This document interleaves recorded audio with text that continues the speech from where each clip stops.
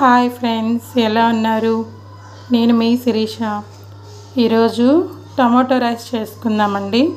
దానికి కావాల్సిన పదార్థాలు: ఉల్లిపాయ, ఒక పొటాటో, ఒక టమాటా, కొత్తిమీర, కరివేపాకు, పచ్చిమిరపకాయ.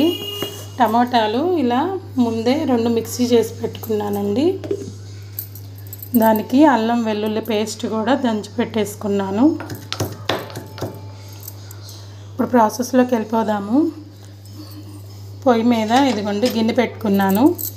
స్టవ్ వెలిగించుకొని